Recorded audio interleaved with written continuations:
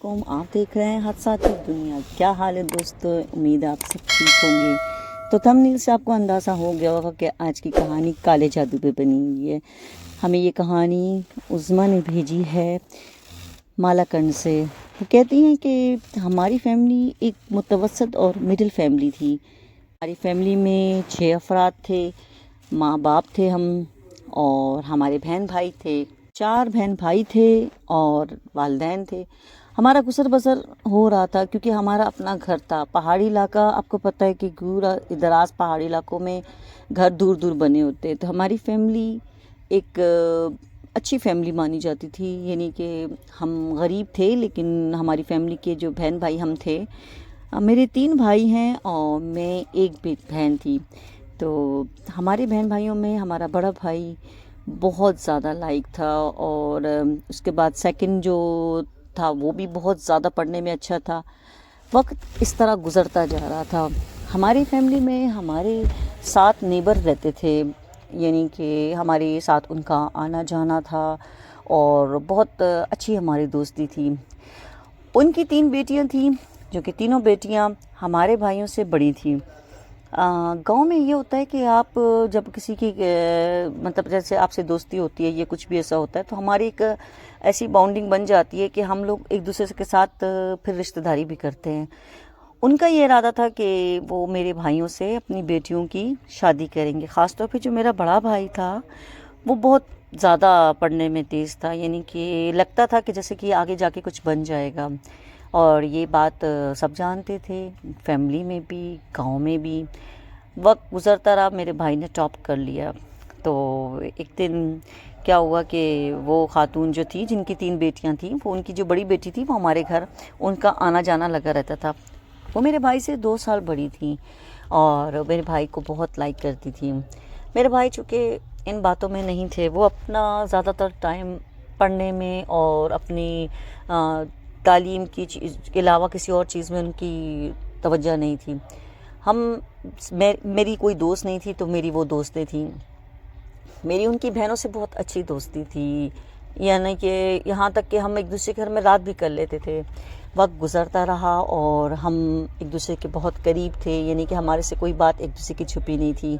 हम एक दूसरे से अपने कपड़े तक चेंज कर लेते थे। कहीं शादी में आना हो, कहीं जाना हो, हम एक दूसरे के साथ करते थे शेयर। खैर, एक दिन क्या हुआ कि उनकी अम्मी ने बातों बातों में ये कहा कि मेरी वालदा से कहा कि क्या अच्छा होता है कि तुम्हारा बड़ा बेटा और मेरी जो बेटी है उनका रिश्ता हम पक्का कर देते हैं। दोनों बचपन से एक दूसरे को जानते भी हैं और पसंद भी करते हैं। मेरी वालदा जो थी वो एक सादी औरत थी। उसने कहा कि मैं अपने बेटे से पहले पूछूंगी, फिर इंशाल्लाह आपको जवाब देती हूँ। ने मेरे शाम के टाइम भाई मेरा जो था कॉलेज से आया था, तो उसे पूछा कि बेटा आपसे एक बात करनी है। यानी कि मेरी अम्मी ने उनसे पूछा कि मज़र, अगर तुमसे एक बात करनी है, अगर तुम्हें बुरा ना लगे तो मैं तुमसे एक बात करना चाहती हूँ।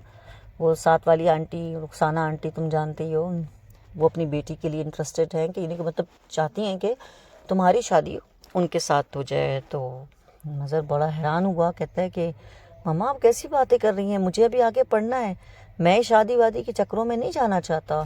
जब तक मैं अपने पैरों पे खड़ा ना हो जाऊं, आप सोचना भी मत मेरी शादी का। तो अम्मी ने कहा कि अगर तुम नहीं करना चाहते तो मुझे सिर्फ इतना बता दो कि आगे जाके तुमने करना है या अब मतलब मुकम्मल मैं उनको इनकार कर दूं।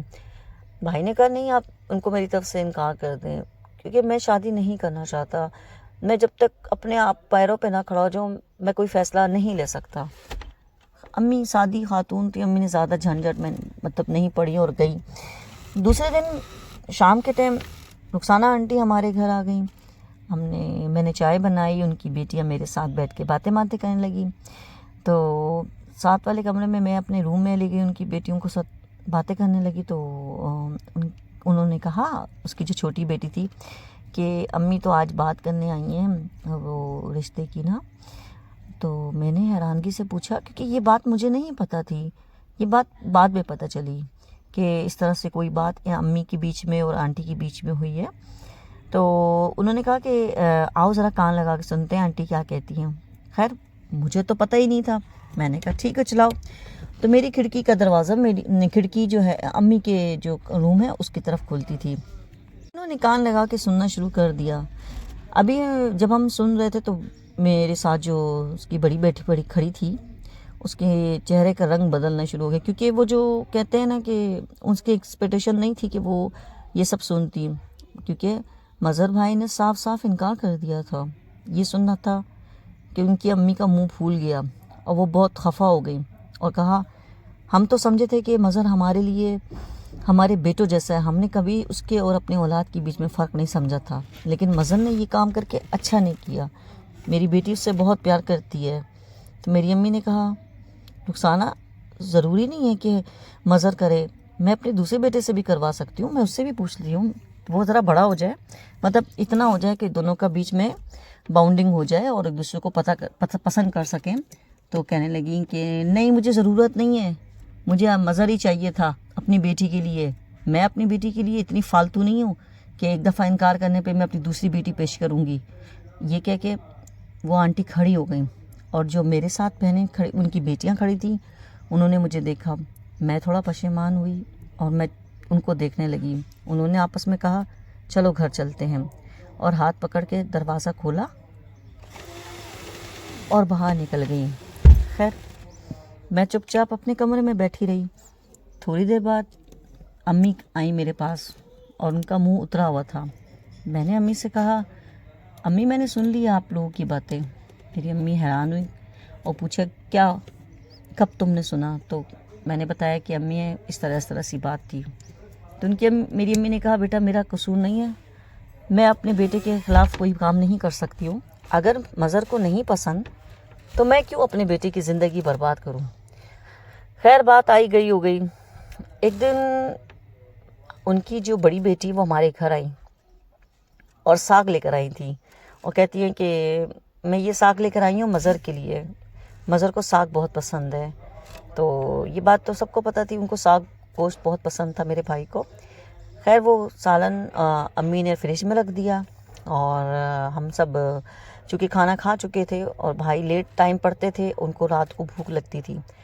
زیادہ تر فیملی ہم لوگ بھی جب اسکول لائف میں کالج لائف میں تھے تو ہم رات کے ٹائم جب پڑھتے تھے تو ہمیں رات کو 12 بجے کے بعد اکثر بھوک لگتی تھی, تو فریج میں ہم جھانکتے تھے کہ کچھ مل جائے کھانے کو. تو بھائی کا بھی یہی تھا.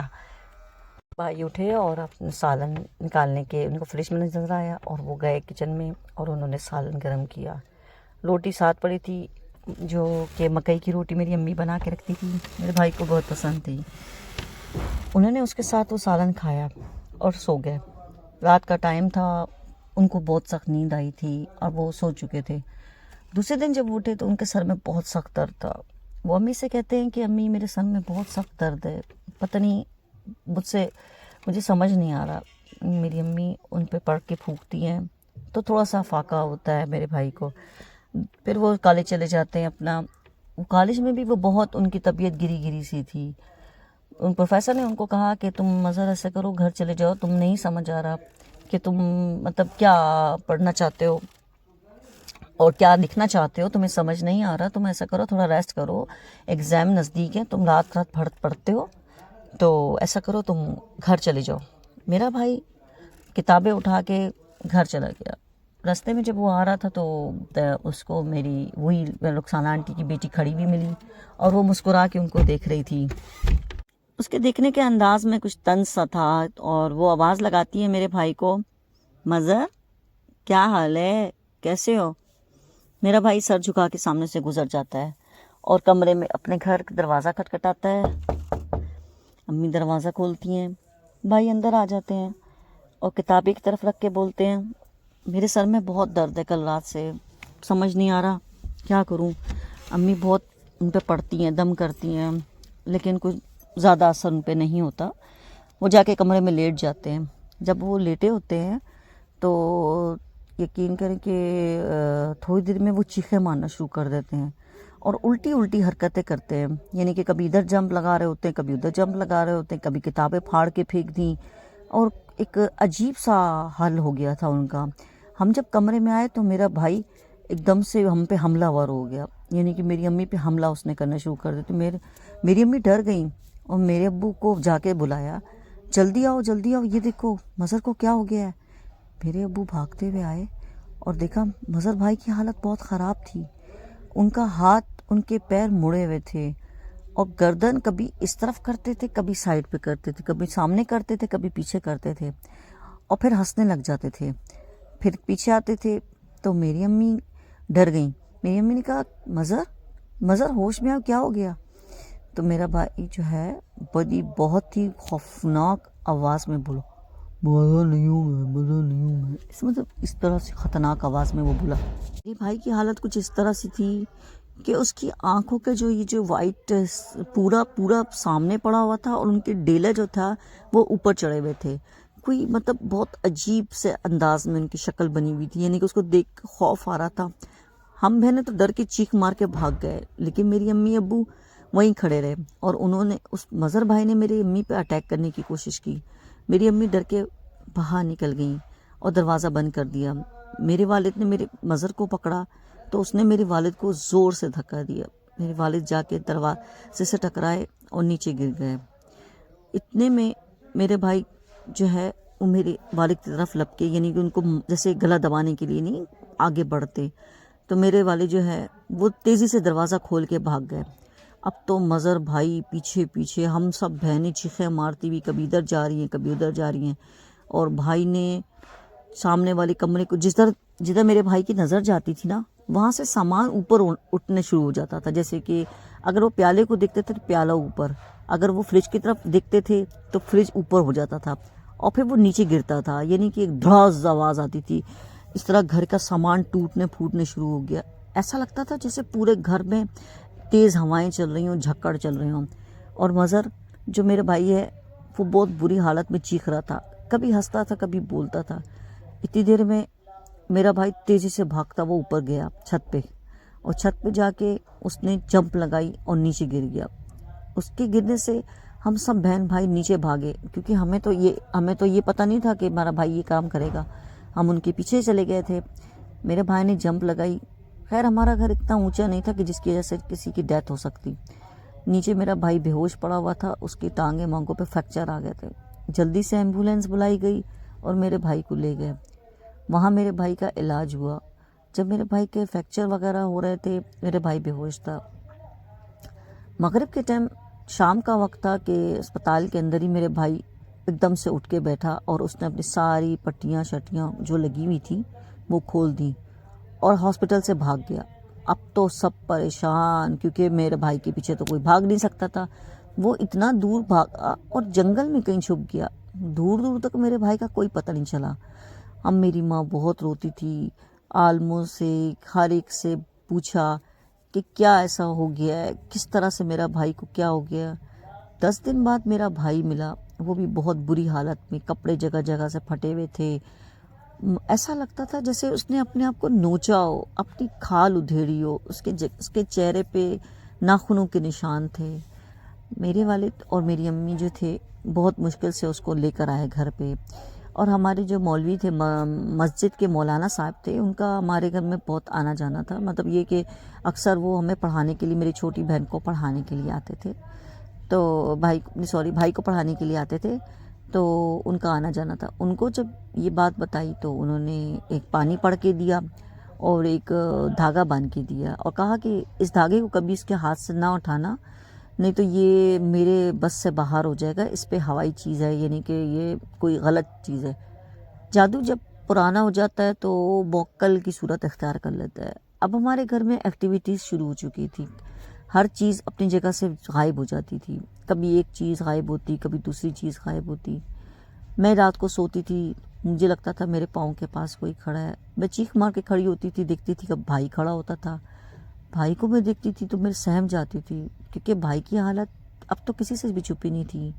گاؤں میں یہ بات بہت مشہور ہو چکی تھی کہ مظہر پر آسیب ہے، کوئی اس کے قریب بھی نہیں جاتا تھا۔ میرے بھائی کے بال بگڑے ہوئے تھے اور وہ پاگلوں جیسی حرکتیں کرتا تھا، کبھی کلبازیاں کھاتا تھا، کبھی کیا بولتا تھا۔ ہمارے محلے میں 3 ایسے بندے تھے، مطلب پہلوان ٹائپ کے، انہوں نے فیصلہ کیا کہ ہم اس کو پکڑ کے سندھ میں دربار شریف ہے، لال شہباز قلندر، جو جانتے ہیں ان کو پتہ ہے، بہت بڑے قلندر کا مزار ہے جہاں پہ اس طرح کے لوگ لائے جاتے ہیں۔ تو وہاں سے پھر ہمارے محلے کے 3 آدمیوں نے میرے بھائی کو گاڑی میں بٹھایا اور لے گئے۔ میرے والد میرے بھائی کے ساتھ تھے۔ یہ 3 پہلوان قسم کے جو دوست تھے، یہ اس کے بچپن کے دوست تھے۔ تعلیم میں زیادہ نہ صحیح، لیکن اور ایکٹیویٹیز میں وہ بہت تیز تھے۔ شام کا ٹائم تھا، میرے بھائی کسی صورت ہاتھ میں نہیں آ رہا تھا۔ کبھی وہ ساتھ والے بندے کو پکڑتا تھا، کبھی کیا کرتا تھا، دروازہ کھولنے کی کوشش کرتا تھا۔ ان تینوں دوستوں نے جو اس کے مزر کے دوست تھے، انہوں نے میرے بھائی کے ہاتھ اور پاؤں باندھ رکھے تھے۔ میرا بھائی کبھی ایک ہی منت کرتا تھا، چھوڑ دو بھائی، میں بالکل ٹھیک ہوں، چھوڑ دو، چلو گھر چلتے ہیں، دیکھو میں تو بالکل ٹھیک ہوں، بلا وجہ تم پریشان ہو، کہاں جا رہے ہو؟ مجھے نہیں جانا، دیکھو میرے پیپر ہونے والے، مجھے گھر جانا ہے، یہ کہتا تھا۔ ایک دوست کی منت کرتا تھا، دوسری دوست کی۔ اب وہ تینوں دوست چونکہ اس کی حالت کو جانتے تھے، انہوں نے اس کی بات پہ توجہ نہیں دی اور ٹائم چلتا رہا۔ آپ کو پتہ ہے کہ ہزارہ سے سندھ کا سفر بہت لمبا ہے، اس کے بیچ میں کتنی دفعہ ٹائر پھٹے، کتنی دفعہ راستے میں رکے۔ انہوں نے دوستوں نے کہا اور میرے والد صاحب نے بھی کہا کہ راستے میں جب ہم کھانے کے لیے رکتے تھے تو وہ کھانا نہیں کھاتا تھا، اس کو ہم پکڑ کے بٹھا کے رکھتے تھے، کھانا دیتے تھے تو وہ روتا تھا، کہتا تھا مجھے کچا گوشت دو، مجھے وہ کچا گوشت زیادہ تر مانگنے کی کوشش کرتا تھا۔ اور اگر کھانے میں جب اس پہ دورہ نہیں پڑتا تھا تو وہ یہ کرتا تھا کہ جب سب کھانا کھا رہے ہوتے تھے نا، وہ سارے بندوں کا کھانا 1 منٹ میں کھا جاتا تھا۔ اب سب بیٹھے ہوتے تھے لیکن میرا بھائی کا پیٹ ہی نہیں بھرتا تھا۔ پھر میرا بھائی اٹھ کے وہاں سے بھاگا اور واش روم چلا گیا اور اپنا کھانا وہاں لے گیا۔ آپ یقین کریں، میرے والد کہتے ہیں کہ واش روم، آپ کو پتہ ہے پبلک ٹوائلٹ کیسا ہوتا ہے، وہاں بیٹھ کے وہ کھانا کھا رہا تھا۔ بہت کسی طرح سے کر کے ان کو شہباز قلندر کے مزار تک لے کے جایا گیا۔ ابھی وہ دروازے کے قریب ہی تھے کہ انہوں نے چیخیں مارنا شروع کر دیا اور کہا کہ میں بالکل ٹھیک ہوں، بابا مجھے گھر لے جاؤ، بابا مجھے کہاں لے کر آ گئے، مجھے بابا گھر جانا ہے۔ میرے ابو بہت پریشان ہو گئے تھے، وہ سمجھ گئے تھے کہ یہ جو اس پہ کوئی چیز آئی ہوئی ہے، یہ اس کو جینے نہیں دے رہی ہے، یعنی کہ اس کو آگے نہیں جانے دے رہی ہے۔ میرے والد کو سب پتہ چل گیا تھا کہ ان پہ کالے میجک ہوا ہے اور کسی بہت قریبی بندے نے کیا ہے، جس کا مطلب کچھ بھی سامان لے کے، یعنی کہ بندے کا کپڑا ہو یا کوئی بھی بال کا ایک سرک ہو یا کچھ بھی ہو، جس کے ذریعے یہ جادو، کالا جادو، بہت اسٹرانگ جادو کیا گیا ہے۔ خیر، میرے بھائی کو پکڑ کے رسیوں سے لے کر گئے۔ ابھی وہاں پہ انٹر ہوئے جیسی میرے بھائی کی حالت خراب، اس نے ناچنا شروع کر دیا، کوئی عجیب طریقے سے جھومنا شروع کر دیا۔ وہاں پہ آلموسٹ آدھے سے زیادہ لوگ اسی طرح کے مطلب انفیکٹڈ تھے، پوسیس تھے، مطلب بہت ان پہ سایہ تھا، کچھ ایسا مسئلہ تھا۔ میرے بھائی نے کیا کیا کہ وہاں پہ ایک گرل لٹکی ہوئی تھی، پتہ ایک وہ تھا، ایک جگہ بنی ہوئی تھی، وہاں جا کے میرے بھائی نے جمپ لگائی اور الٹا لٹک گیا۔ اور میں نے دیکھا کہ وہاں پہ میرے ابو کہتے ہیں کافی لوگ اس طرح سے الٹے لٹکے ہوئے تھے اور میرا بھائی بہت چیخیں مار رہا تھا۔ ان کا جو شہباز قلندر کا جو مزار ہے، اس کے احاطے میں چاروں طرف ایک جگہ پہ ہوتی ہے جہاں پہ سارے لوگ بیٹھے ہوتے ہیں۔ لیڈیز کی الگ جگہ ہوتی ہے، جینٹس کی الگ ہوتی ہے، کوئی سر مار رہا ہوتا ہے، کوئی بال نیچے کر رہا ہوتا ہے، ہر طرح سے مطلب یہ انفیکٹڈ لوگ ہوتے ہیں جو کہ وہاں پہ موجود ہوتے ہیں، اس طرح سے کہ جس میں جادو ہو، کوئی آسیب ہو، وہ چیز اس پہ ظاہر ہو جاتی ہے۔ ایسے ہی میرے بھائی کا بھی حال تھا، کبھی وہ الٹے لٹک جاتے تھے، کبھی وہ دھمال ڈالتے تھے۔ وہاں پہ مغرب کے بعد ایک گول سرکل بنایا تھا، وہاں کے رہنے والے جو ہوتے ہیں نا مزارے، انہوں نے وہ وہاں پہ ڈھول کی تھاپ پہ رقص کرتے ہیں۔ میرے بھائی نے بھی ان کے ساتھ ناچنا شروع کر دیا، کرتے کرتے میرا بھائی بہت ایسا ڈانس جو میرے بھائی نے کو کبھی زندگی میں آ ہی نہیں سکتا۔ وہ گھنگرو باندھے میرے بھائی نے اور ڈانس، پتہ نہیں گھنگرو اس کے پاس کہاں سے آئے گئے یہ نہیں پتا، لیکن والد صاحب یہ کہتے ہیں کہ وہ گھنگرو اس کے پاس آ گئے اور وہ ڈانس شروع اس نے کر دیا اور وہ ڈھول کی تھاپ پہ میرا بھائی ڈانس کر رہا تھا۔ پھر ڈانس کرتے کرتے ایسا ٹائم آیا کہ میرا بھائی نیچے گر گیا اور چیخیں مارنے لگ گیا، کہا مجھے معاف کر دو، مجھے چھوڑ دو، مجھے چھوڑ دو، مجھے چھوڑ دو۔ میں چلا جاؤں گا، میں چلا جاؤں گا، اس طرح سے مطلب میرا بھائی چیخا مار رہا تھا۔ 3 دن 3 راتیں میرے والد صاحب کا اور ہمارے اس کے دوستوں کا قیام تھا، جس میں لنگر بھی ہم کھاتے تھے، کہہ رہے ہیں میرے والد، اور ہم لوگ وہاں پہ ایک کرائے پہ مکان ملتے ہیں، جگہ بنتی ہے، جو کچے ایک ہٹس بنے ہوتے ہیں، وہ لوگ بھیجتے ہیں وہاں پہ، لکڑیوں کے بنے ہوئے بھی ہوتے ہیں۔ جو سندھ میں رہنے والے لوگ ہیں، زیادہ تر آپ لوگ جو سندھ کے رہائشی ہیں وہ یہ بات جانتے ہیں کہ سندھ ایک ریگستانی علاقہ ہے، وہاں پہ یہ جو چھوٹے چھوٹے کمرے بنائے جاتے ہیں، اور خاص طور پہ یہ شہباز قلندر کے مزار پہ بہت بڑا عرس ہوتا ہے، بہت بڑا، کروڑوں کے حساب سے، لاکھوں کے حساب سے۔ ہمارے ملک کے علاوہ بھی دوسرے ملک کے لوگ یہاں پہ آتے ہیں اور اپنی مرادیں پورے کرتے ہیں۔ خیر میرے بھائی کے ساتھ یہ ہوا کہ میرے بھائی 3 دن 3 راتیں بہت تکلیف میں گزارے، انہوں نے دیوار سے ٹکریں ماری، انہوں نے سر پیٹا، انہوں نے اپنے آپ کو بھی مارنے کی کوشش کی، لیکن ایسا ہوا کہ بچ گئے۔ 3 دن بعد وہاں کے جو بڑے مزارے تھے، انہوں نے میرے ابو کو ایک تعویذ دی اور کہا بہت خطرناک تعویذ، بہت خطرناک جادو اس پہ کیا گیا ہے، بچے کی زندگی موت ہے، اس کو ابھی اس جگہ سے شفا مل چکی ہے، اب اس پہ وہ چیز نہیں آئے گی، لیکن اگر اس نے زندگی میں یہ ہار یعنی کہ جو میں نے تعویذ دیا ہے ہٹا دیا تو اس کی زندگی کا کوئی بھروسہ نہیں ہے۔ یہ بات میرے ابو کو پتہ چلی، میرے ابو نے بہت مشکل سے میرے بھائی کو پکڑ کے، جو اس کے دوست آئے تھے ان کو پکڑ کے اس کے گلے میں تعویذ ڈالا۔ تعویذ ڈالنے کے بعد میرا بھائی بے ہوش ہو گیا، وہیں گر گیا۔ ٹائم گزرا اور پھر میرے بھائی کو پانی کا چھینٹا ڈالا، جب وہ اٹھا تو وہ بہت نڈھال تھا، اس کے جسم کے ہر حصے میں درد تھا۔ اس کو گولی دی، اس کو دودھ پلایا، لنگر کا کھانا کھلایا، کچھ دن رہے اور پھر واپس آ گئے۔ گھر آنے کے بعد میرا بھائی کافی حد تک ٹھیک ہو چکا تھا، لیکن کمزوری بہت زیادہ ہو گئی تھی۔ اسی طرح میرے بھائی کو میری فیملی والوں نے کہہ دیا تھا کہ تم اپنے گلے سے ہار کبھی، یہ جو تعویذ ہے مت اتارنا، چاہے کچھ بھی ہو جائے زندگی میں، یہ تعویذ مت اتارنا۔ اسی طرح میرے بھائی کی پھر میرا بھائی بہت اچھے نمبروں سے پھر اس نے دوبارہ تیاری کی، پاس ہو گئے، اور انہوں نے ایک جگہ جاب کرنے کی کوشش کی، اچھی جگہ جاب بھی ان کی لگ گئی شہر میں۔ جب وہ گاؤں آئے واپس کئی سالوں بعد، تو میری امی نے ان کی شادی اپنی بھائی کی بیٹی سے کر دی۔ میرے بھائی کی جو امی کی جو بھائی کی بیٹی تھی وہ بہت پیار کرتی تھی، اور یہ بھی بہت لائک کرتے تھے۔ شادی ہو گئی، شادی میں رخسانہ آنٹی کی فیملی بھی تھی، اس کی بیٹیوں کی شادی ابھی تک نہیں ہوئی تھی، اور وہ ایک آگ ہوتی ہے جو ان کے اندر تھی، ایک نفرت سی تھی، وہ بہت برا میرے بھائی کو دیکھ رہی تھی اور اس دلہن کو بھی دیکھ رہی تھی۔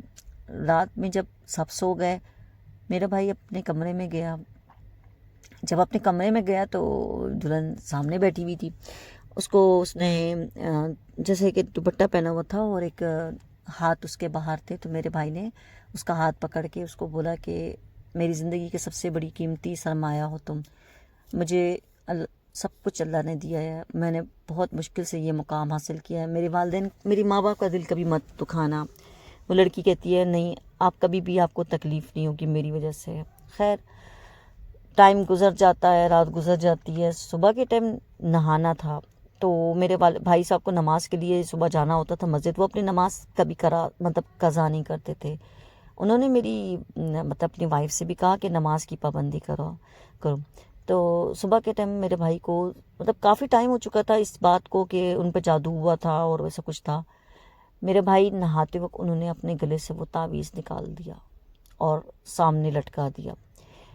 نہا کے وہ باہر نکلی تو اس کے بعد اپنی بیوی سے بولا کہ ناشتہ وغیرہ دے دو، ناشتہ دیا، سب کچھ ہوا، پہلے دن کی بیوی تھی، ان کی دلہن تھی۔ اچھا میرا بھائی اب بیٹھا ہوا تو میری بیوی، ان کی بیوی نے کہا کہ آپ نماز پڑھنے نہیں جا رہے؟ تو کہنے لگے کہ پتہ نہیں میرے سر میں بہت درد ہو رہا ہے، میں شاید نہ جاؤں۔ تو میری جو بھابھی تھی انہوں نے ان کا سر دبایا، ان کو گولی دی، لیکن میرے بھائی کو فاقہ نہیں ہو رہا تھا، ان کو سر میں ویسے ہی درد تھا جیسے وہ پہلے تھا۔ ان کو یاد آیا کہ میرے گلے کا تعویذ کہاں چلا گیا۔ ابھی یہ جلدی سے نکلے، بیڈ سے اترے اور گئے کمرے میں، غسل خانے میں گئے، وہاں جا کے دیکھا تو دور دور تک تعویذ ہے ہی نہیں۔ اب میرا بھائی بہت پریشان، وہ باہر نکلا، اس نے میری امی سے کہا، سب ڈھونڈ رہے تھے تعویذ، میرے ابو بہت پریشان ہو چکے تھے، انہوں نے کہا کہ تعویذ کا پتہ کرو کہاں چلا گیا، نہیں تو کچھ بھی ہو سکتا ہے، لیکن تعویذ نہیں ملنا تھا۔ اور وہ کام ہو گیا جس کا سب کو ڈر تھا۔ شام کو میرا بھائی خود بخود عجیب حرکتیں کرنے لگ گیا۔ اس دفعہ تو اس نے کچھ عجیب ایسی حرکت کی، وہ دیوار پہ سیدھا چلتا ہوا گیا اور پنکھے پہ الٹا لٹک گیا اور بہت خطرناک شکل بنائی، مطلب اس کی شکل آنکھوں کے ڈیلے نہیں تھے اور منہ سے تھوک نکل رہا تھا، اور وہ میری بھابھی کو دیکھ رہا تھا۔ مطلب میری بھابھی کو یہ نہیں پتا تھا کہ وہ مطلب اس طرح سے حرکتیں بھی کرتا ہوگا، اس کو بیچاری کو کیا پتا تھا۔ میری بھابھی نے چیخ ماری اور وہ میری بھابھی کی طرف بڑھنے لگا، تو اس کو دیکھ کے میری بھابھی بے ہوش ہو گئی۔ شادی کا دوسرا دن فیملی لوگ آئے ہوئے تھے، تماشا بن گیا تھا ایک بہت بڑا، سب ڈر گئے تھے، عورتیں بچے لے کے بھاگ گئی وہاں سے اپنے اپنے گھروں کو، کیونکہ کسی کو بھی اپنے بچوں کو خراب نہیں کرنا تھا۔